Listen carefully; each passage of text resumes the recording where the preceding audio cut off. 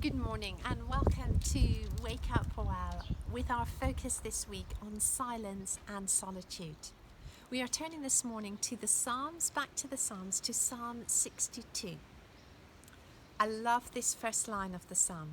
My soul finds rest in God alone, in Him alone. I guess we are wondering over this season and asking the question of ourselves and each other, where do you find rest? Where is your source of life coming from? We have an opportunity now, coming out of this lockdown period, to consider how we are living our lives and how we will be different going forward.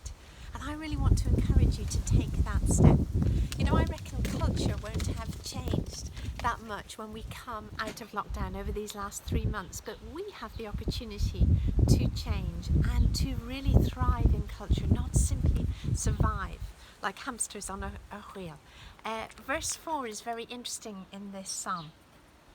The psalmist considers his enemies and those around him and what defines him, and it probably has real relevance for us.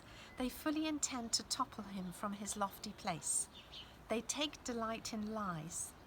That's often the case with the voices that surround us today. With their mouths they bless, but in their hearts they curse. Who's the main voice in your life? Because I can guarantee you the voice that you hear will be the voice that determines the degree to which you live from a place of rest and peace. It's in those moments of silence and solitude where we take ourselves away with God. And it's not the same as Eastern meditation. It's not emptying ourselves of ourselves, but it's instead choosing to engage with the living God, that we come back to His perspective, His voice. He's the one that defines us. And the psalmist goes on, verse 5, as he considers the voices that don't bring him life. The call is to this, the heart responds, find rest, O my soul, in God alone. My hope comes from Him.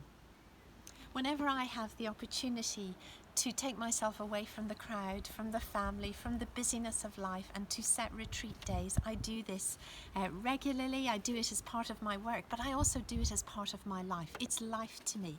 And I've noticed that even if I take a few hours out and go to the Peak District, and with discipline, I choose not to listen to anything on my phone, any worship, any podcast, but just to be still and to listen to His voice.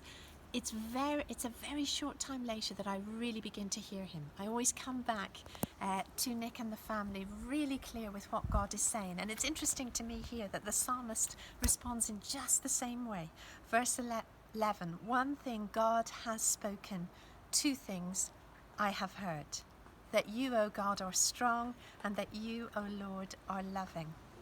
I want to encourage you this week and make the space, name the place, the time, that you will take this time out, this time away to find rest in Him alone.